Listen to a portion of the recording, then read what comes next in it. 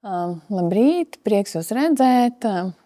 Acīm redzot, jums šī tēma kaut kādā veidā ir bijusi interesanta, ka jūs mērojat šo ceļu. Un šodien vairāk droši vien tā mana doma ir, ka es gribētu kopā ar jums kaut kādus tos tekstus arī apskatīt, palasīt, paskatīties, cik dažādi viņi ir un ko tad patiesībā šādi teksti par sievietēm, kuras kaut kur dodas ārpus mājām, pasaka nevien par tām vietām, uz kurien viņas dodas, par tiem iemesliem, kāpēc, bet arī kaut ko par viņām pašām, un tāpēc arī tās emocijas ir minētas, un, protams, literārā darbā emocijas ir tāda gana būtiska lieta.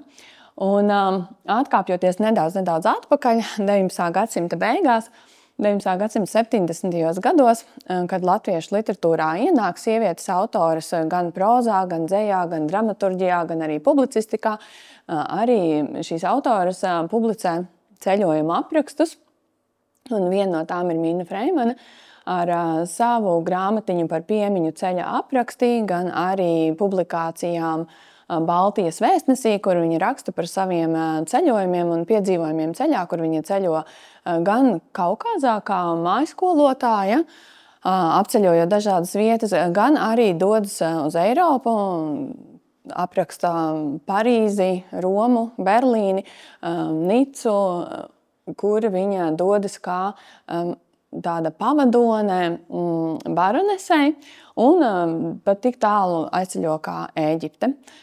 Savukārt Marija Medinska-Valdemāre 20 gadus pārvalda savu brāļa Krišāņa Valdemāra muižu un pēc tam, kad viņi mēģina Novgorodas guberņā, un tad viņi mēģina sev atrast tādus labākus dzīves apstākļus un kopā ar savu vīru dodas tālāk uz Aksaju, Krievijas dienvidos, kur viņi ierauga tātad šīs atšķirības, kuras ir pietiekami tādas spilgtas, lai viņa tās aprakstītu un arī sūtītu šim žurnālam Rota, kas ir ģimenes žurnāls, ar mērķi, ka šie viņas vērojumi svešā vietā varētu arī ne tikai izklaidēt lasītājus, bet arī sniegt kādas zināšanas. Un savā šī apraksta ievadā viņa raksta, ka viņa tieši vēlas sasniegt lasītājas sievietes, apzinoties, ka tieši šīm sievietēm ir mazāk iespēja iegūt kādas jaunas zināšanas, jo viņas tomēr ir diezgan lielā mērā piesaistītas pie mājas un mājas darbiem. Bet jau šīs pirmās ceļotājas noteikti norāda uz to, ka šīs ļoti stingrās robežas sāka lēnām, bet neatgriezeniski šķobīties, un sievietes ne tikai ceļo, pārvietojas, bet arī par saviem iespaidiem savos ceļojumos raksta un vēsta citiem. Un pieaugot arī sabiedrības labklājībai, šie ceļojumi kļūst arvien biežāki, un tas raisa šos jautājumus, kas arī mani interesē, ko tad šī kustība sievietēm nozīmē, kuras bieži vien ir tiešām ierobežotas savās ikdienās, savās ģimenēs, savos pienākumos un darbos, un kādas sajūtas pavada šīs sievietes, kuras dodas ceļā, kuras pirmo reizi šķērso dažādu valstu robežas, atrodas svešās pilsētās, svešās valstīs, vai, piemēram, gluži vienkārši sēž vilcienā un atrodas kustībā, dodoties pretī kaut kam jaunam un nezināmam. Un tāpēc šodien paskatīsimies uz 3 latviešu rakstnieču tekstiem, kurus savus tekstus publicēja 20. gadsimta sākumā Antija, Anna Rūmaņķēniņa un Ivanda Kāja. Un uz dažādiem viņu tekstiem, gan uz memoāriem, gan uz publicistiku, gan uz literāriem tēlojumiem, kur šie ceļojumi tiek attēloti gan kā tāda iespēja iegūt kādas jaunas zināšanas, gan arī kā visnotaļ ļoti emocionāls pārdzīvojums, kas dod šai sievietei iespēju izzināt ne tikai pasauli, kas ir apkārt, tad paplašināt kaut kādā ziņā šīs robežas, bet arī pašai sevi. Un dokumentē ne tikai šo sieviešu pārvietošanās pieredzi, tātad droši vien tas ir jautājums, kas interesē, uz kurien tad viņas dodas un kāpēc viņas dodas, bet arī reflektē par tādiem sievietes neatkarības meklējumiem laikā, kad tas nebija pašsaprotami, un tad parāda arī ļauj mums tagad no tādas 100 gadu distances arī notvert šo modernās sievietes kaut kādu apziņas stāvokli vai apziņas iezīmes. Un jāpiebilst uzreiz, ka šīs 20. gadsimta sākuma rakstnieces no tām priekštecēm atšķir kāda ļoti būtiska lieta ir tā, ka viņām tomēr ir bijis iespēja iegūt vairāk izglītību. Un šīs 3 autors, par kurām arī runāšu šodien, ir beigušas kādas skolas. Antija ir beigusi Limbažas pilsētas meiteņu skolu, Anna Rumaņķēniņa Jelgavas meiteņu ģimnāziju, bet Ivana Kāja Lomonosova ģimnāziju, tātad pat ģimnāzijas beidzējas.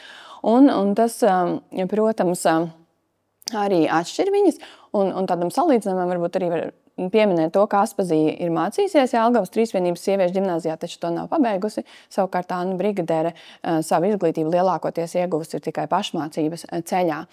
Un te arī droši vien interesanti, kāpēc tieši šīs 3 autors, kāpēc Anna Rumaņķēniņa, Antija un Ivana Kāja, tāpēc, ka šie teksti un šie viņu ceļojumi, kurus izvēlējos šai dienai, ir pietiekami atšķirīgi, lai arī mums piedāvātu tādu plašāku skatījumu uz šiem sieviešu ceļojumiem 20. gadsimta sākumā. Un kopumā, šis citāts pasteidzās drusku pa priekšu, bet kopumā šie sieviešu teksti atklāja arī tādu pavisam jaunu jūtīguma telpu latviešu literatūrā, kuras centrā ir tiešām sievietes subjektivitāte un viņas pieredze, viņas meklējumi. Un tādā latviešu kultūra telpā tas ienes tādus ļoti atšķirīgus akcentus, jaunus akcentus, pievēršoties tematiem arī, kas iepriekš nav uzsvērti, lielākoties, protams, vīriešu orientētajā rakstniecībā, kā piemēram tēmas, kas saistītas gan ar mātbūšanu, gan ar sievietes tādu emocionālo un intīmo pieredzi. Un jāpiebilst, protams, ka literatūras kritika nav īsti gatava šādiem tekstiem, un tādēļ šeit ir viens no tādiem dzēlīgākajiem sieviešu rakstnieku kritiķiem Andrejs Upītis, kurš tātad rakstā mūsu jaunās rakstnieces, arī piedāvā šādu skatījumu uz sieviešu rakstīto literatūru, tādu ironisku un tādu drusku pat cīnisku skatījumu, salīdzinot sieviešu literāro veikumu ar rokdarbiem un uzsverot arī kādu lietu, kas arī būtiski, droši vien domājot par šo paudzi, ir, ka tieši vidusšķiras sievietēm ir gan laiks, gan iespējas nodarboties ar literatūru, bet viņš raksta tā, ka latviešu pilsoniskā sieviete apnikusi tamborēt un izšūt, apnikusi laiku, kā nekā kavēt vai pēc vecas paražas pieklājīgi garlaikoties, viņa sāk ausīties uz dzīves troksnēs, apsētām sienām, un smagu aizkaru aizvilktiem logiem sāk aplūkoties savās mājās, ieklausīties pati sevī, sāk domāt par savu un izdomu, un to arī atstāstīt citiem. Tātad skaidrs ir, ka šī sievietes intīmā pieredze kā rakstniecības pamats tiek uztverta diezgan nicinoši, un pie tām autors arī nepamana varbūt vēl kādu būtisku lietu, kas tiešām raksturīgs ir 20. gadsimtā gan sievietē, gan rakstniecībai, ka šīs sievietes arī dzīves robežas, kur viņš piemin šīs apsētās sienas un tā kā to ieslēgtību mājas interjerā, ka tas jau ir sācis ļoti tā kā redzamā veidā arī mainīties. Un manāmi šīs robežas paplašinās, un arī patiesībā sieviešu darbos ienāk šo robežu paplašināšanās, kas šeit kaut kādā veidā, protams, tiek ignorēta. Un pirmā autore šodien Antija, īstajā vārdā Antonija Melnauksne, kuras divos darbos arī parādās viņas šīs ceļojuma iespaidi memoāros sen pagājušu dienu viņai, kas rakstīta dzīves otrā pusē, un skice pēc gadiem dzimtenē, kas tapusi uzreiz tātad pēc šīs ceļojuma pieredzes. Bet kas tad ir šis viņas ceļojums? Pēc Limbažu pilsētas meiteņu skolas beigšanas 1896. gadā viņa dodas uz Kijevu, jo viņu vada nepieciešamība atrast sev darbu. Tātad viņa šajā Limbažas pilsētas meiteņu skolā ir beigusi arī pedagoģisko klasi, un viņa var strādāt par mājskolotāju vai par skolotāju, bet skolotājas darbs īsti dzimtenē sievietei nav pieejams, un tādēļ viņa dodas, kā viņa pati raksta, uz plašo Krieviju, jo latviešu meitenes, kas prata vācu valodu, ar vienu tur kādu darbu atrada, un arī man atlika tikai šis ceļš.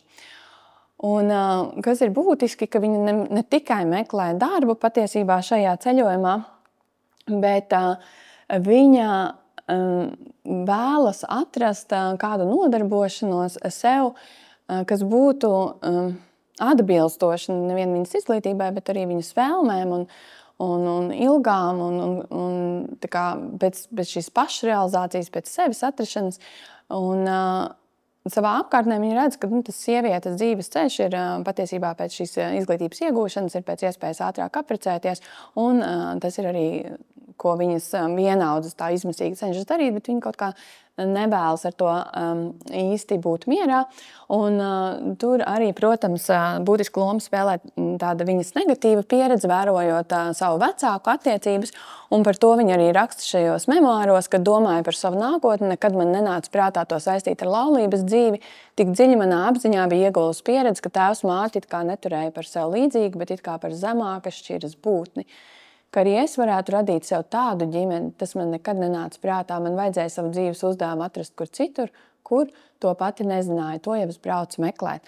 Tātad šī došanās ceļā arī ir veids, kā atrast savu dzīves uzdevumu kaut kur citur, kas nesaistītos ar šo negatīvo pieredzi, ko viņa ir guvusi savā bērnībā. Un, ierodoties Kijevā, viņa sākumā apmetas pie sava audžbrāļa, skolotāja un valodnieka Pētera Neja. Taču izrādās, ka šis audžbrālis dzīvo tādā ļoti mazā dzīvoklītī, kur bez viņa sievas un bērniem mitinās arī pāris skolnieku pansijā. Un Antijai arī tur tiek ierādīts savs kaktiņš, kur viņa vakarā var iekārtot guļas vietu, un skaidrs, ka tāda dzīve viņai ātri vien raisa tādu vilšanos un kļūst par slogu. Un viņa savos memoāros raksta tā: arī man tika ierādīts savs kaktiņš, kur uztaisīt vakaros savu guļas vietu. Jā, tā tiešām bija pārmaiņa no lauku plašības šajā šaurajā krātiņā, bet nebija jau tik pārmaiņas kā telpās. Te katrs solis, katrs kulmos, katra minūte bija aprēķināta uz to smalkāko. Ak, Dievs, un es biju tik vāja rēķinātāja, ka gluži apjuku šai priekšzīmīgajā kārtībā. Man jau ļoti gribējās palīdzēt Emīlijai, kas tik zolīti pret mani izturējās, lai gan bija nodarbināta līdz pēdējai iespējai, bet es ar vienu kaut kā izslīdēju no ierindas, jo nebiju pieradusi pie tik lielas punktības. Neviens man nekad nekā nepārmeta, bet pati ar sevi es biju ļoti nemierā, jo ne par šādu dzīvi es biju sapņojusi. Tātad šie viņas sapņi kaut kādā veidā dzīvojot pie šiem radiniekiem, kuri ir ieguvuši izglītību un kuri arī satieks ar citiem skolotājiem. Viņi domāja, kad viņi iegūs kaut kādu tādu intelektuālu stimulu un jaunus apāršņus, bet ko viņi redz, kad realitātē šie cilvēki ir ārkārtīgi nodarbināti ar to ikdienu, ar ikdienas iztikšanu, ar sadzīvi, kas ir pietiekami smaga, lai tiešām arī nospiestu visus tādus garīgos centienus. Un viņa, visvairāk viņa viļas tieši tajā, kad nav nekādu tādu intelektuālu un garīgu sarunu un trūkst šīs iedvesmas un aizrautības. Un līdz ar to viņa ir ļoti priecīga, tad, protams, kad viņa atrod pati sev darba vietu kā mājskolotāja pie Kijevas Universitātes medicīnas fakultātes docenta, jo šeit tad viņa cer, tad beidzot viņa varēs piekļūt tam, ko viņa tik ļoti vēlas. Bet arī šeit cerības ātri vien izplēna, un vide arvien vairāk modina tādu vilšanos, un memāros brīžam iezogas gan ironija, gan rūgtums, aprakstot, piemēram, ierobežoto redzes loku, kas raksturo šo ģimeni, kur viņi raksta tā: kundze no ārpuses aristokrātiski gludi, no iekšas bija tik stulba, nezinoša un neattīstīta kā pati visvienkāršākā lauku sieviņa. Un Antija māca vācu valodu viņu mazajam dēlam, bet viņai tiek uzticēti arī tādi citi pienākumi, ko nevar uzticēt tātad šiem pārējiem kalpotājiem. Un līdz ar to Antija arī par šo jūtas diezgan vīlusies un raksturo šos darba devējus kā tumsonīgas ļaudiņas. Un šī pārākuma sajūta ir divējāda. Tā gan apliecina šo viņas pašapziņu, ka viņa tomēr ir tāda izglītota un nāk no citas, varbūt, vides, bet no otras puses tā arī uzrāda šo iekšējo izolāciju, ka viņa šajā pasaulē jūtas pilnīgi sveša un neiederīga. Un tad, kad ģimene pārceļas uz vasarnīcu vasarā, tad viņi domā, kaut kādas pārmaiņas vismaz, jo viņi ārkārtīgi vēlas arī iepazīt apkārtni, iepazīt šos cilvēkus, kas dzīvo apkārt un kaut ko vairāk uzzināt par viņu kultūru, bet arī arī, protams, tas skatījums memoāros uz šo laiku, arī te mēs varam runāt par to, kā tas laiks varbūt izmaina to skatījumu, bet arī te viņa absolūti ir vīlusies, jo, kad pienāk vasara, viņi izbrauc tātad šajā vasaras mājā netālu no pilsētas, bet tas viss ir ne tā, kā viņi ir gaidījusi. Mežs bija sadalīts iecirkņos, uz kuriem bija lielākas vai mazākas mājeles, bet tā kā ne pie vienas no tām nebija ne mazākā dārziņa, pat ne iestādīta lapu kociņa, tad vienmuļība tur bija bezgalīga. Tam vēl pievienojās, ka tuvējie zemnieki tur garām dzina savus lopus, un tas pavairoja ienīstās mušas līdz bezgalībai. Dzīve šai vasarnīcā bija kā miroņa namā, jo saimnieku veselības stāvoklis ir ļoti slikts, un arī visa ģimenes tāda nomāktība atstāja uz jauno sievieti savu iespaidu, un tad viņa tomēr saprot rudenī, ka viņš šo lielo nomāktību vairs nevar izturēt, un uzteica šo vietu un meklē jaunu darba vietu. Un nākamo darba vietu viņa atrod ārpus Kijevas, jo viņa domā, tagad viņa dosies kaut kur drusku tālāk un cerēs uz pārmaiņām un uz labāku dzīvi, un kad beidzot viņai izdosies paplašināt kaut kā to savu redzes loku. Un ceļā uz jauno vietu arī pār visu klājas tāds cerību plīvurs, kad viņi raksta, mani kairināja redzēt citas ļaudis, citu apkārtni, tādēļ pēc pāris dienām devos Tvaikonītī un braucu gar Ņepras krāšņiem rudenīgiem krastiem uz leju. Brauciens bija tik jauks, ka nevarēja nekā citi sagaidīt kā vienīgi labu. Taču šī optimistiskā noskaņa ātri vien sāk zust, jo ainava pēkšņi kļūst ļoti nomācoši pazīstama. No upes piestātnes vairāk kā 10 kilometrus bija jābrauc ar zirgu. Tas gan vairs tik pievilcīgi nebija, jo tālā apkārtnē nevarēja saskatīt nekā cita, kā tikai tuksnesīgo izdegušo stepi, ne kociņa, ne krūmiņa, tikai bezgalīga vienmuļība. Atkal šis vienmuļības motīvs. Tad kādā sāģā ar salmu jumtiem un aiz tās rēgojās fabrikas skursteņi. Mums atver slēgtos vārtus, un mēs iebraucam kā mazā pilsētiņā ar diezgan vienveidīgiem namiņiem, kur vidū paceļas plašie fabrikas korpusi. Šis skats kļūst par emocionāli tādu priekšvēstnesi, arī vilšanās sajūtām, kas seko un arvien skaidrāk iezīmējas. Kad viņi saka, dzīvot jau te var, to man jau pa ceļam pastāstīja kučieris, un viņš arī pietur pie vienas no lielākajām koka mājiņām. Tikai no ratiem izkāpjot, es piepeši sajūtu, cik tālu es esmu no visa, ko pazīstu un kas mani pazīst. Un šie vārdi fiksē nevien šo ģeogrāfisko attālumu no mājām, bet arī iezīmē tādu emocionālo sajūtu, tādu vientulību, kas kļūst arī par viņas ikdienas daļu, strādājot kā mājaskolotājai šīs cukura fabrikas direktora ģimenē pie viņa 2 meitām. Un izrādās, ka šī ģimene dzīvo ļoti nošķirti no apkārtējās sabiedrības, un tātad arī viņas cerības iepazīt šos apkārtnes ļaudis arī pilnīgi pazūd, jo viņi ir nodarbināti arī šajā ģimenē kā mājskolotāji, kurai īpaši nav ne sava brīvā laika, ne arī telpas. Un tad viņi arī ātri vien atklāja, ka šis viņas pedagoģiskās zināšanas, ko viņi ir ieguvuši šajā Limbaža meiteņu skolā, ir ļoti ierobežotas un nepietiekamas. Un jautā pati, ko es zinu no audzināšanas, kur man radusies pārdrošība uzņemties lomu, no kuras es nekā nejēdzu, un vispār no kura gala tā lieta sākama. Tā pagāja ziema, kaut kā jau ar mazajiem mežonēniem galā tiku, bet apziņa, ka daru darbu, kam kāda nozīme, man pašai nebija, jo ik uz soļas jūtu savu zināšanu un piedzīvojumu trūkumu. Tātad šis darbs nesniedz gandarījumu un nedod to jēgu, ko viņa meklējusi.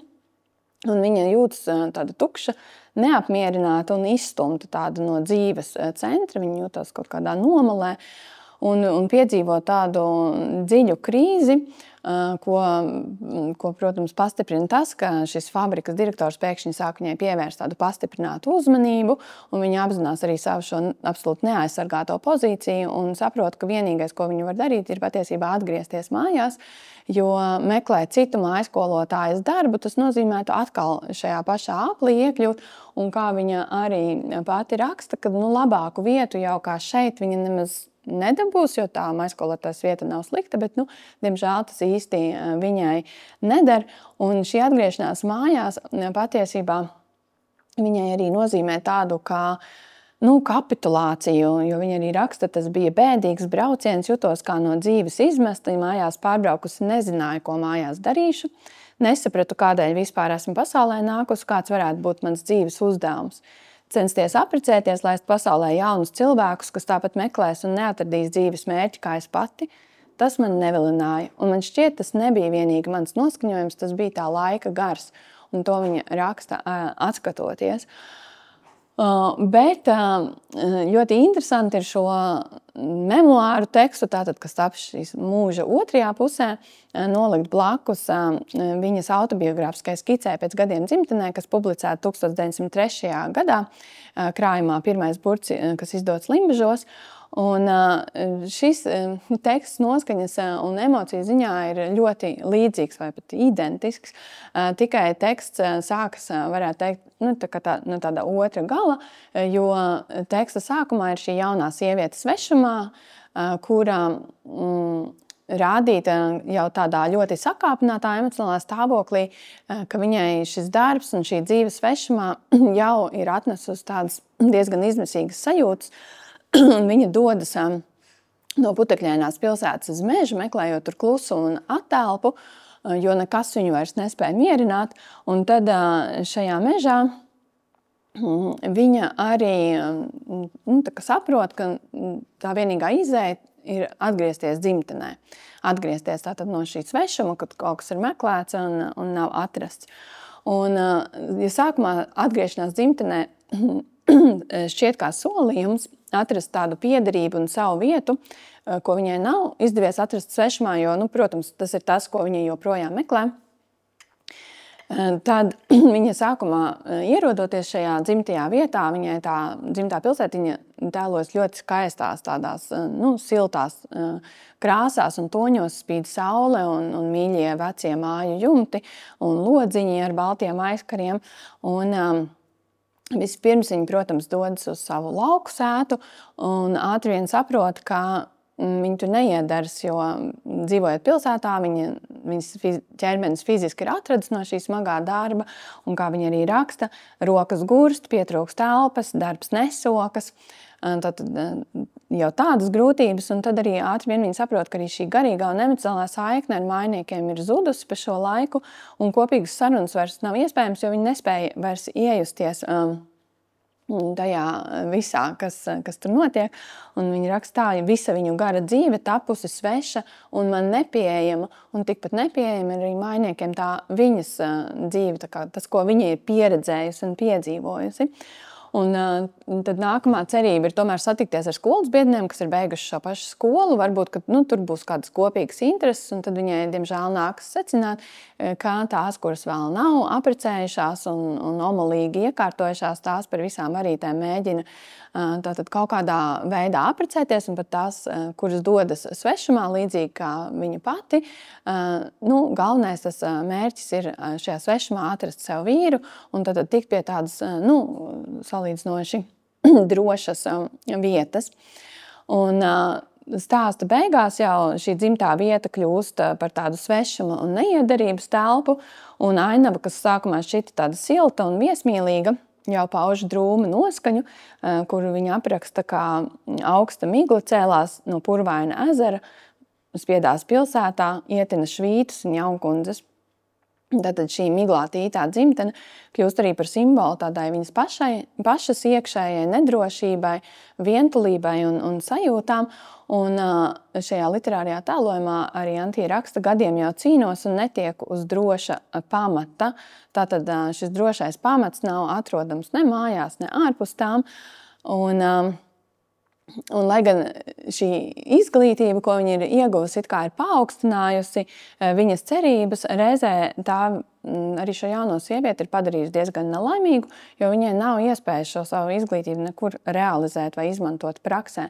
Un tieši apzināšanās, šo ierobežojumu apzināšanās, kas arī parādās gan viņas memoāros, gan arī šajā literārajā tekstā, kas ir publicēts drīz pēc piedzīvotā, ir šī pastiprinātā sajūta, ka patiesībā līdz ar izglītību kaut kādā ziņā šī sievietes dzīves telpa ir kļuvusi nevis plašāka, bet pat šaurāka, jo viņi ir ieraudzījusi to, cik patiesībā šaura tā ir.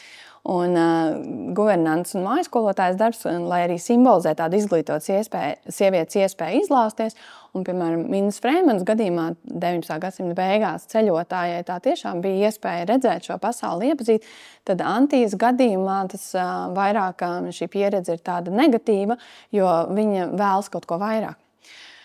Un tātad šī fiziskā kustība telpā patiesībā sniedz šo brīvības apsolījumu, bet tā līdz galam tādu brīvību tā nespēja dot.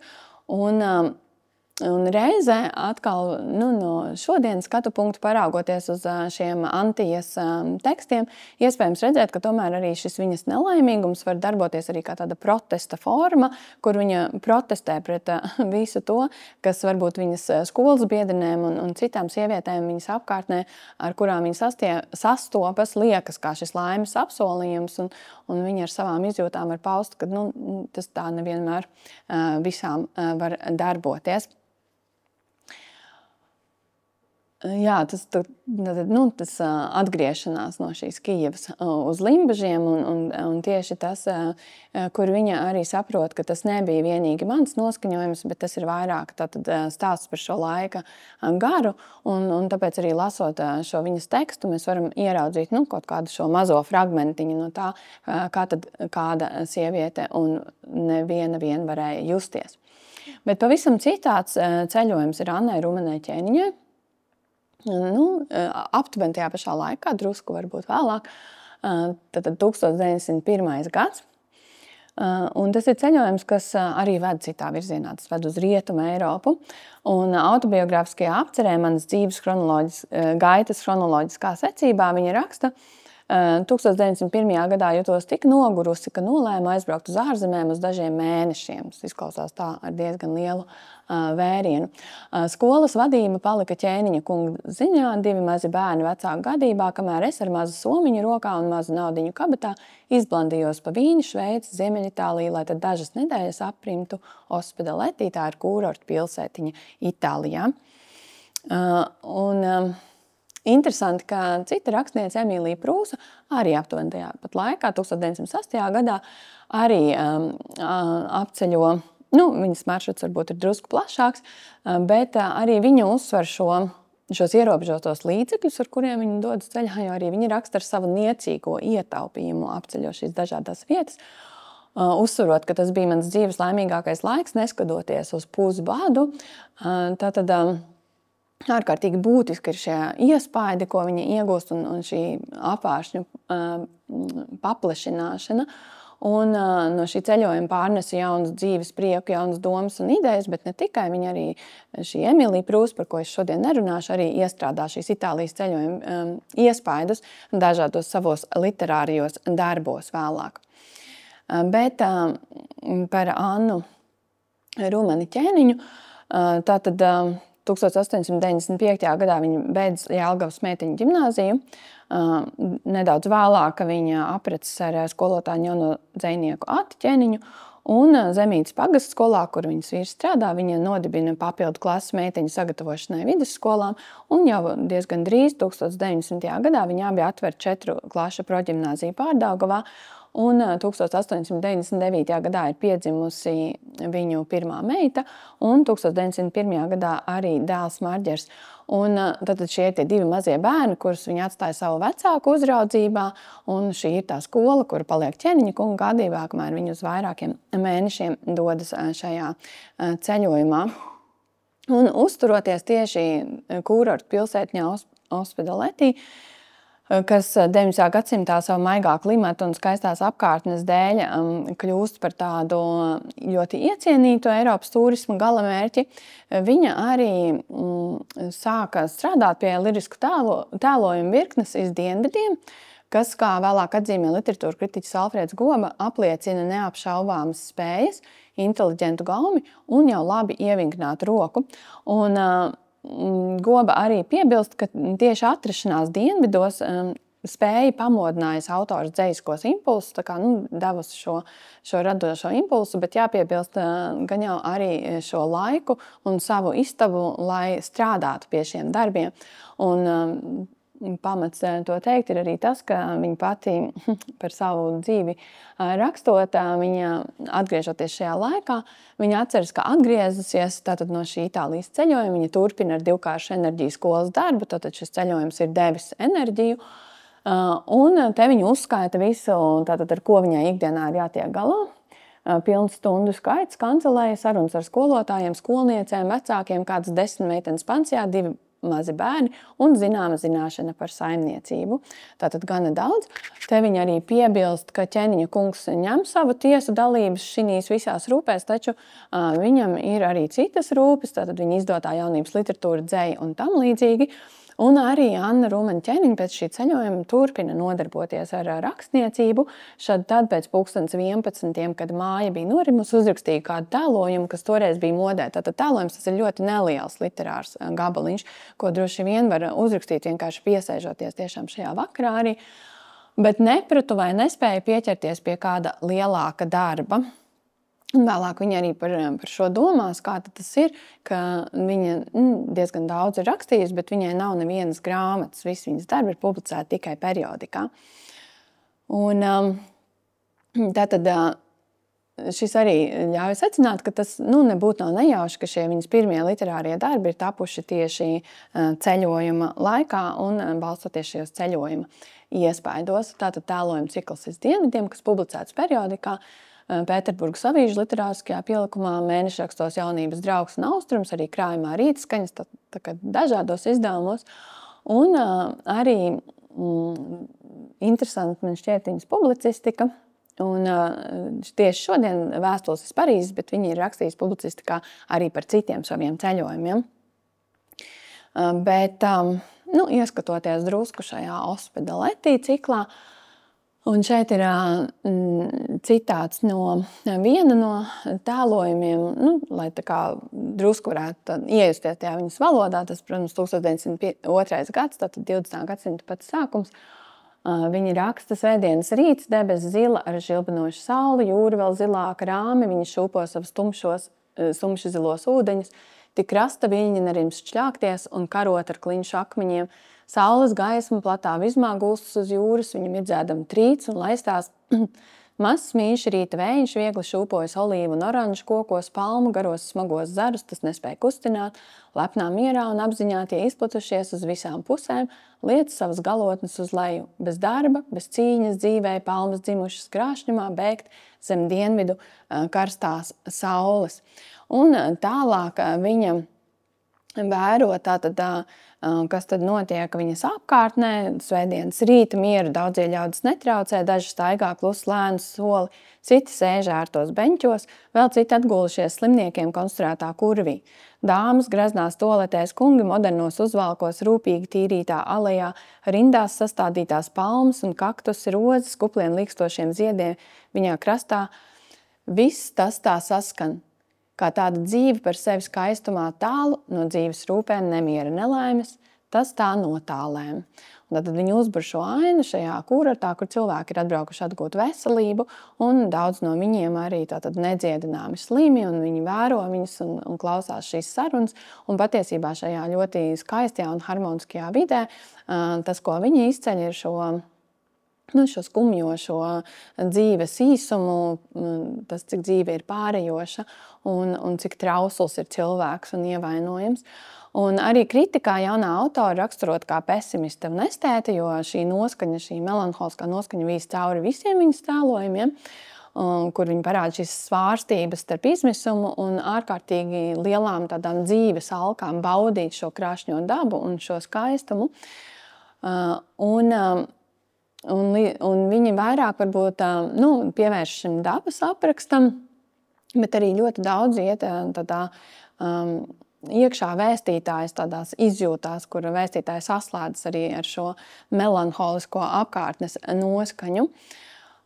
Un kas vēl ir interesanti šiem tēlojumiem, ka viņi tiešām var tādas ļoti mazas un smalkas un sīkas detaļas pamanīt, ieraudzīt un arī aprakstīt, kas arī liecina par to, šo laiku droši vien, kas ir viņas rīcībā, lai to visu gan uztvertu, gan sajustu, gan arī par to rakstītu. Un pavisam atšķirīgs ir viņas vēstules no Parīzes, jo tas nav vairs literārs tēlojums, kur viņi iejūtas šīs vēstītājas emocijās tik daudz, kā tas ir tāds publicistisks teksts, kur viņa arī apraksta savus iespaidus. Šīs divas vēstules ir datētas ar 5. un 9. decembri 1911. gada nogale. Tātad un publicētas mēneša rakstā Druva 1912. gadā. Un jau pašā sākumā vēstījumā viņa uzreiz saka, ka viņa izvairīsies no pieminekļu, baznīcu, monumentālo būvju, muzeju aprakstīšanas, jo viņa ir pārliecināta, ka visas šīs lietas ir bijušas gadu simtiem un arī gadu simtiem vēl būs un pastāvēs. Tā kā, tas nav tik nozīmīgi aprakstīt, kā tā lielākā lieta, ko viņa vēlas šiem saviem lasītājiem dot, ir notvert Parīzes ikdienu, kāda tā ir 1911. gadā. Tātad, kā viņi to pati raksta, Parīzes dzīve ir strauji uz priekšu, laiks ir īsts, jālūko iegūt, kas iegūstams, tā kā notvert šo mirkli. Notvert šo tagadnes kultūras pasaules centra, kā viņi to dēvē, dinamiku, strauji mainīgo ikdienas dzīvi, un kas norit tieši uz bulvāriem, ielām, magazīnās, biržās, restorānos, kafejnīcās un arī laikmetīgajā mākslā. Un šīs vēstules ir pārpilnas ar tādiem iespaidiem, un arī tie iespaidi nomaina citu, tad arī dodot droši vien šo sajūtu par šo dinamisko lielpilsētas ritmu. Viņi raksta par Sorbonu, par biržu, par galvenajiem bulvāriem, laukumiem, restorāniem, Parīzes nervu centriem, kafejnīcām, par studentu protestiem, kurus viņi sastop savā ceļā, vienkārši staigājot pa pilsētu. Viņi piesauc arī tādas laikmeta reālijas kā metro un lifti, un ļoti daudz raksta arī par šo pilsētas dzīvo satiksmi. Piemēram, kādā lietainā vakarā, kad viņai jāšķērso operas laukums, viņa šo pilsētas satiksmes nemitīgo pulsāciju piedzīvo kā šausmu pilnu uz savas ādas, un viņa ilgi nevar sadūšoties vispār šķērsot šo laukumu, jo braucēji bija tāda drūzma, ka nekādi nevarēja iedrošināties virzīt savu dzīvību starp visiem šiem riteņiem, biedinošiem lukturiem un svilpieniem. Šī drosme manī radās tik pēc kādas pusstundas, kad jau plecos jūtu lietus valgumu. Un, protams, pierodot vēlāk pie šīs satiksmes dinamikas, viņa jau arī uzdrošinās ātrāk šķērsot ielas, līdz beidzot ir iespējams soļus nepātrinot un prātu neuztraucot, pārciest automobiļu švīkstoņu gar vienu un gar otru pusi uz Elzejas lauka avēnijas. Taču par spīti tam, ka ir iespējams pierast pie šīs satiksmes, viņa arī secina, ka vislabāk šo pilsētu ir pārlūkot no tādas drošas vietas tramvaja augšējā stāvā, jo tad viņi arī var uz šo pilsētu paskatīties no tādas putna perspektīvas.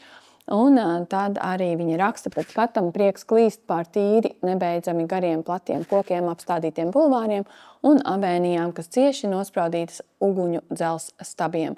Bet lejā šo uguņu gaismā viss smudž un kust, kliedz un pūš un zvana bez mitēšanās, tramvaju, automobiļu, karietu un citu braucamu rīku juceklis, gar malām spožas magazīnas un ļaudis.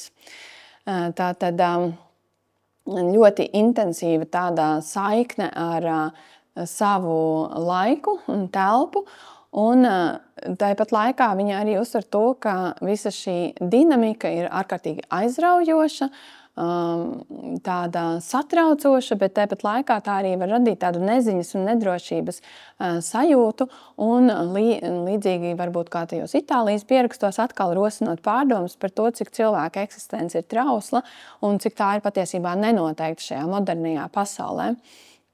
Un vēstītāji klejo pa pilsētu arī tādā smeldzīgā kārē, piekļūt dziļāk, tuvāk šai pilsētas būtībai. Un šī ir fotografija arī, kas uzņemta 1912. gadā gan Rīgā, bet aptuveni rāda šo vēstītāju tajā vecumā, kādā viņi bija, kad viņi bija šajā Parīzē.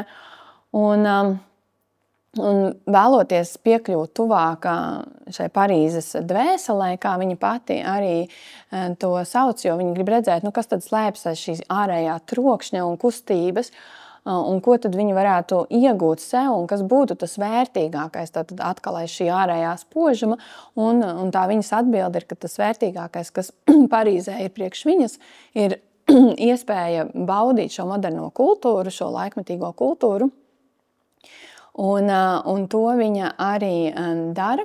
Un vēstulēs iz Parīzes 2. daļā viņa pievēršas ļoti konkrētam vienam tādam savam mākslas pārdzīvojumam, Aizadoras Dunkanas dejai, un velta ļoti diezgan apjomīgu aprakstu, lai iepazīstinātu latviešu skatītāju pirmkārt ar šo dejotāju. Tad viņa arī tulko un citē tādus fragmentus no šīs uzveduma arī programmiņas, kur par šo dejotāju ir izteikušies citi un atsaukušies. Un arī pati pauž tās savas domas un savu šo pārdzīvojumu raugoties Dunkanas dejā. Un skaidrs, ka arī kā pētījušas pētnieces, ka šī Dunkanas tāda ļoti liela kustība atbrīvotība, arī šie tērpi, kuros viņa uzstājās, ka šīm modernajām sievietēm arī liecināja kaut ko tādu par rīcības spēju un par brīvību, pēc kā arī viņas alka, un iespējams kādas no sievietēm arī to varēja piedzīvot ceļojot šo brīvību, kas tad tika izspēlēta arī uz skatuves, šis dabiskums, iekšēja harmonija, atraisītība, kas ļoti lielā mērā kontrastēja arī ar tām laikmeta stingrajām sociālajām un kultūras normām, kurās šīs vidusšķiras sievietes, kas arī bija šīs skatītājas, bija diezgan stingri iespiestas. Un tāpēc šī Dunkanas deja iemieso arī tādu vitalitāti, kas ikdienā šīm sievietēm lielākoties tiek liekta, un idejas par tādu par ķermeņa kustību, brīvību, pēc kurām viņas arī alkst. Un Rumaņa Ķeniņa to apraksta, viņa apraksta, kā tad šī dejotāja izskatās uz skatuves, kā viņa dejo, un kādas emocijas raisās arī skatītājā. Un viena no tām ir gribētos saukt, uzgaidi, paliec šai stāvoklī, ļauj viņu izbaudīt, izsmelt acīm, bet dejotāja kā vilnis veidojas savā gaitā bez mitēšanās, tad arī šī kustība ir ļoti dinamiska, kādā dejotājā pārvietojas pa skatuvi, un tas arī sasaucās varbūt arī kaut kādā ziņā ar šo Parīzes dinamiku un ar šo dinamiku, pēc kuras arī pati vēstītāja alkst savā dzīvē un mēģina to realizēt, un viņai arī ir pietiekami daudz iespēju to darīt.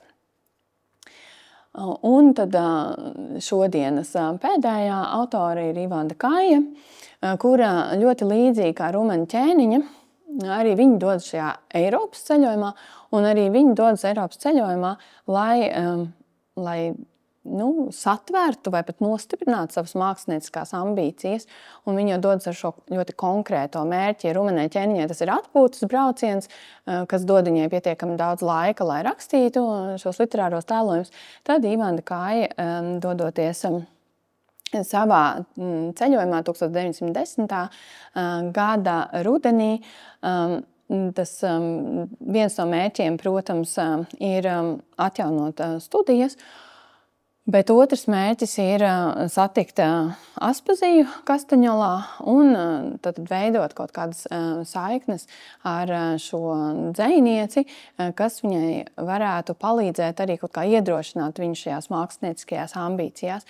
Un 1910. gada 17. septembrī, plānojot savu Eiropas ceļojumu, Antonija Lūkina, tātad acu ārsts Feliks Lūkina sieva, nākamā rakstniece, kuru neviens nepazīst, protams, raksta Aspazijai uz Kastaņolu, ļoti cienītā kundze, negrib šim brīžam neko plaši aprakstīt savus mērķus un nolūkus, par tiem varēsim parunāties personiski. Pirmā un galvenā kārtā es gribu tikties ar jums. Un publicēti ir 2 teksti, kuros parādās tieši šī ceļojuma pieredze. Viens ir ceļojuma vēstules no Tonija Smeltera vagonā no Cīrikas uz Lugano, kas publicēts Dzimtenes vēstnesī 1910. gadā, un otrs ir Saulainajā stūrītī, kur viņi tieši aprakstā tikšanos ar Aspaziju jau Kastaņolā. Un interesants šķiet šis brauciens vilcienā, jo šajās ceļojuma vēstulēs patiešām ir attēlots tikai brauciens vilcienā no brīža, kad viņa iekāpj vilcienā Cīrihē, līdz brīdim, kad šis vilciens pienāk Lugano. Un apraksts vēsta tātad par šo sievieti, kura apsēžas kaktiņā pie loga, izvelk no ceļa somas grāmatu, kur viņa vēlas lasīt, uzsverot šajā tekstā jāizlieto brīvība.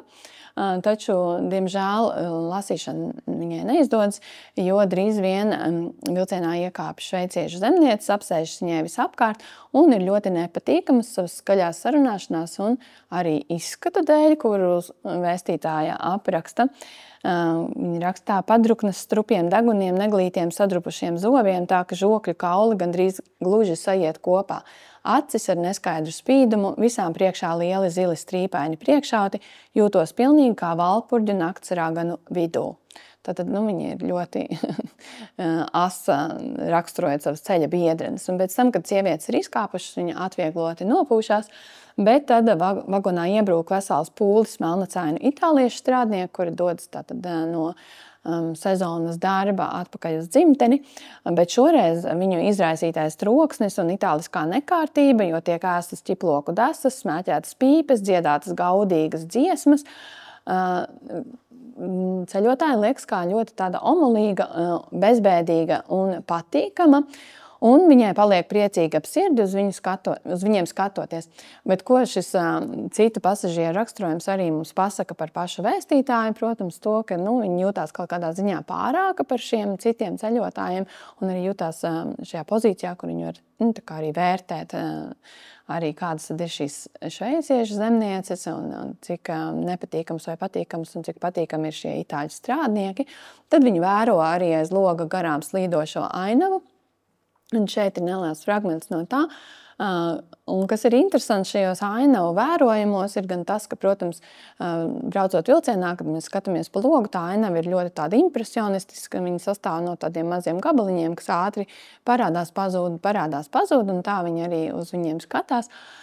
Bet kam viņa pievērš uzmanību šiem fabriku skursteņiem un tuneļiem, tātad šīm modernizācijas zīmēm, kas pēc viņas domām absolūti izbojā šo skaisto un harmonisko ainavu, un tas arī ir tāds laikmeta, tāds diezgan tipisks skatījums uz šo visu, un varbūt nemaz, protams, viņa nepiefiksē, ka tieši šīs pateicoties tam, ka ir šī vilciena satiksme, viņai, kā šai vidusšķiras sievietei, ir tik viegli aizbēgt no mājām, jo patiesībā šis viņas brauciens ir arī tad kā bēgšana no mājām, bēgšana no šīs ierobežotās dzīves, kuru viņa piedzīvo,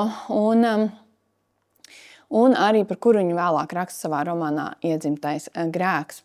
Un nereti šīs mājas tiek arī sieviešu romānos, šī laika romānos, Iedzimtais grēks nav izņēmums, tēlots kā vietas, kas saistīts ar tādām negatīvām emocijām, ierobežojums, pienākumu, tāda neapmierinātība, un atkal tas līdzīgi kā Antijai, ka tā iespēja atrast kaut kādu darbošanos, kas dotu jēgu, ir ļoti sarežģīta. Un vēlme piedzīvot jaunas attiecības un piedzīvot kaut ko citu. Un tātad šis vilciens piedāvā arī tādu diezgan drošu un ērtu veidu sievietei, kā pārvietoties no vienas vietas uz otru, un arī viņai. Un lūk, jau ieradusies Kastaņolā, un tas ir nākamais viņas teksts Saulainajā stūrītī, kas publicēts kopotajos rakstos 1928. gadā. Viņa arī ļoti emocionāli apraksta šo vietu. Un ierodoties ir ļoti netipiski silta atvasaras diena, ļoti skaists saulains laiks. Un viss viņai rādās tādā arī, droši vien līdzīgi kā Antijai ir tādu cerību, plīvuru klāts. Un sākumā viņa to pirmo dienu vienkārši staigā par šo pilsētu, iejūtoties šīs pilsētas atmosfērā. Par to viņa arī raksta, ka viņa vēlas iejusties atmosfērā pirms viņa satiks Aspaziju. Un viens no teikumiem, ko viņa arī raksta, kā siltu pateicību sajūtu sirdī, izkāpjot uz tās viesmīlīgās zemes, kura pa šiem ilgiem gadiem varbūt kļuvusi viņai, mūsu mīļajai, pa otro tēviju. Un viņa vēlās arī redzēt dzejniekus notālēm, tas viņai arī izdodās, un viņa ir tāda ļoti priecīga, satraukta par gaidamo tikšanos, ko viņa ir atlikusi nākamo dienu. Un nākamajā dienā mostoties jau laiks ir krasi mainījies, aprakstā. Un piedāvā absolūti citas noskaņas. Ir dzestars caurvējš, kas purina viņas matus.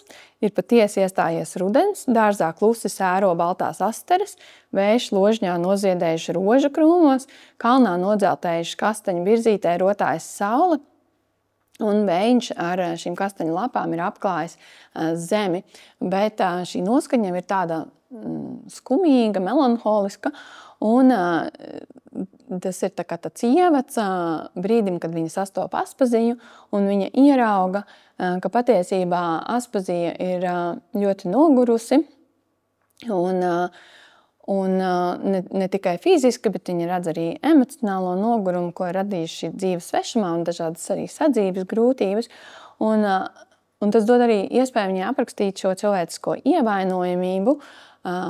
Ja viņa iepriekš uz Aspaziju raudzīsies uz tādu ideālu, tad viņa pamana, ka viņa arī ir ļoti cilvēciska un ievainojama. Un patiesībā tas arī ļauj vēlāk veidot tādu dziļāku saikni starp šīm abām rakstniecēm.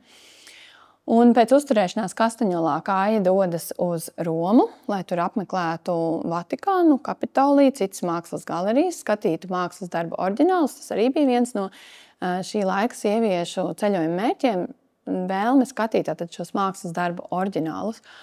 Un vēlāk viņa dodas uz Parīzi, jo viņa vēlas arī studēt, paplašināt savu izglītību. Un tad, kad tas izrādās tomēr neiespējami viņas veselību problēmas dēļ, tad šī sliktā dzirde, kuras dēļ viņa nevar sekot lekcijām, tad viņa Aspazijai vēstulē reizē ar skumjām par to, ka šis sapnis, diemžēl, viņai ir jāpamet, jāatsakās no tā, raksta tā. Tagad braukšu mājās un mēģināšu dzīvot pēc sava prāta. Un pēc sava prāta tas arī dzīmēs, protams, uz viņas attiecībām ar vīru, kurš visu laiku mēģina viņai arī noteikt, kā viņš redz viņas dzīvi un dzīvošanu. Bet Ivanda Kāja raksta tā: ar visu varu lūkošos iespiesties māksliniekos. Kā visi skolmeistari var rakstīt, kāpēc es nevaru, un es mācīšos arvien klāt pēc grāmatām. Un 1911. gada vasarā viņa sāka arī darbu pie sava pirmā romāna Iedzimtais grēks. Un skaidrs, ka šis Eiropas ceļojums arī ir absolūti nozīmīgs impulss arī viņas ienākšanai rakstniecībā. Bet kopumā, savalkot kopā visas šos trīs dažādos sieviešu pieredzējumus, dažādās arī svešās vietās, skaidrs ir tas, ka vēlmi pēc kustības, vēlmi pēc kaut kā jauna, vēlmi pēc apvāršņu paplašināšanas arī nosaka šī vēlme pēc brīvības un neatkarības. Tā ir tad apakšā. Un šī fiziskā pārvietošanās vien jau spēja sniegt šo sajūtu, gan atrodoties vilcienā Antijai, gan Ivandai Kājai, ka viņas ir ceļā, kaut kas notiek. Bet nevienmēr šī būšana ceļā arī noved pie tā, pēc kā viņas ilgojas un vēlas, bet reizēm arī noved. Tā kā arī tas ir ļoti atšķirīgi un dažādi, un tāpēc arī šīs izjūtas, ko viņas vēlāk ieraksta savos literārijos tekstos, ir ļoti dažādas. No tāda prieka un sajūsmas līdz arī izmisumam, vilšanās sajūtai, nemieram, nedrošībai un tam, ka patiesībā bieži vien šī pārvietošanās no vienas vietas uz otru, kā piemēram Antijai, tikai pastiprina šo viņas neiederības sajūtu. Savukārt citos gadījumos, kā Annai Rumenei Ķerniei, tas dod jaunus iespaidus un laiku, lai nodarbotos ar rakstniecību, un tāpat Ivandai Kājai tas dod arī tādu uzmundrinājumu, uzsākt to, ko viņi varbūt ir ilgi un dziļi vēlējusies. Tā kā šis ceļojums ir kaut kāds tāds pārāvums tajā ikdienas plūdumā un arī dod šos impulsus, pēc kuriem šīs sievietes, kas ir arī jāpiebilst, viņas ir ļoti mērķtiecīgas un ļoti neatlaidīgas, ka arī tādā gadījumā šis ceļojums var atnest tātad tādu pārlecienu, kas palīdz arī realizēt kaut ko, kas ir iecerēts. Un tas arī droši vien tādai iepazīstināšanai arī ir viss. Var, protams, arī šos tekstus meklēt un lasīt pilnībā, jo tie ir tikai tādi nelieli ieskati un fragmenti. Un es arī domāju, ka mēs varbūt katrs arī lasot šos tekstus varam arī kaut ko pilnīgi citu viņos reizēm izlasīt vai ielasīt. Un, ja ir kādi jautājumi, tad arī varam parunāt par šīm rakstniecēm, par šiem ceļojumiem.